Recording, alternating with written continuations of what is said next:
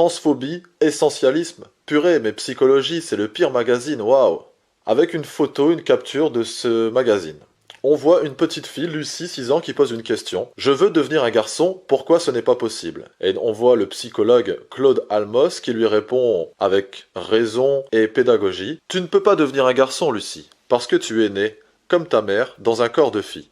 De même que ton frère est né, comme ton père dans un corps de garçon. Et ça, on ne peut pas le changer. Parce que l'on ne peut pas revenir en arrière et renaître dans un corps différent. Cela fait partie des limites que la vie nous impose.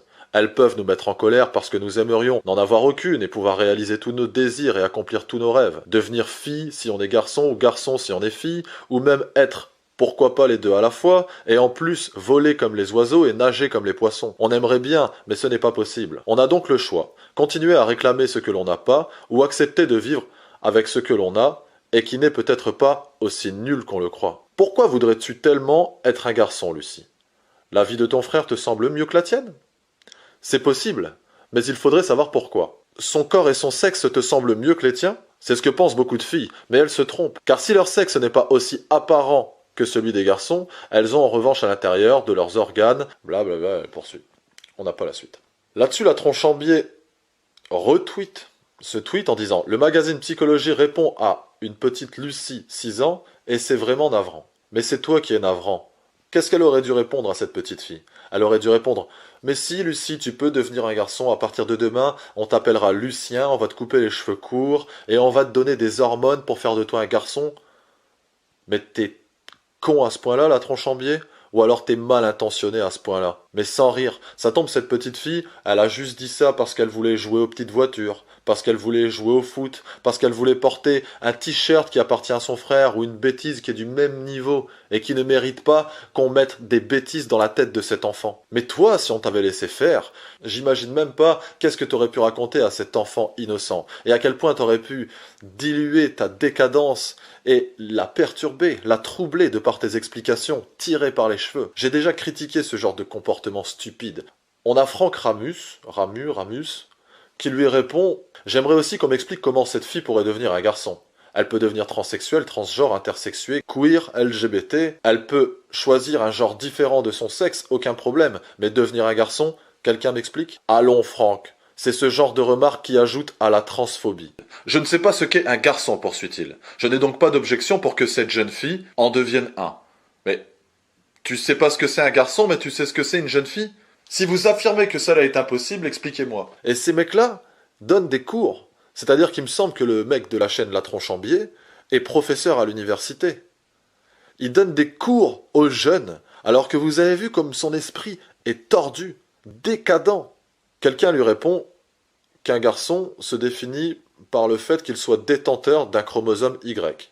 La Tronchambier répond, avec toute la bêtise du monde, la présence d'un chromosome Y, en cas d'anomalie génétique du récepteur aux androgènes, conduit à un phénotype que vous trouverez, comme moi, féminin.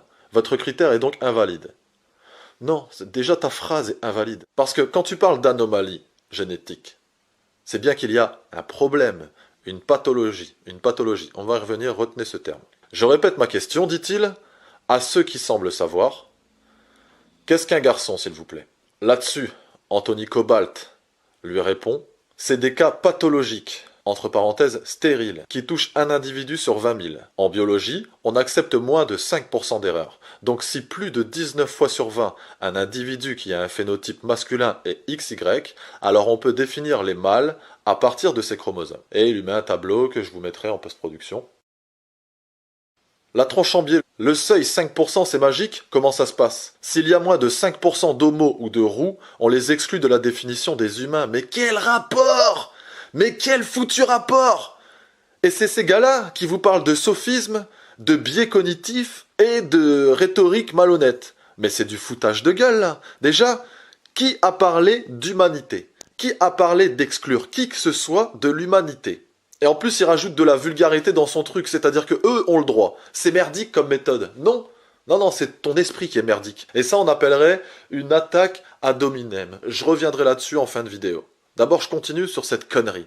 Quel rapport entre le tableau qu'Anthony Cobalt vient de sortir, l'explication scientifique qu'il vient de te donner, et le fait d'exclure quiconque de l'humanité? Qui a parlé d'exclure les homosexuels de l'humanité? Qui a fait ça? Personne. Anthony Cobalt poursuit.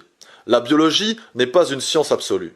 On fait des conclusions si elles sont vraies dans plus de 95% des cas. Il fallait définir un seuil et celui-ci fait consensus. On n'exclut pas les pathologies rares, elles ne sont juste pas représentatives de l'espèce. Et là il vient pour dire, pourquoi le mot pathologie? En bio on parle de diversité. Et j'oubliais, les espèces n'existent pas, vous n'êtes pas à jour. Mais ça pue l'idéologie. L'idéologie n'a pas sa place en science.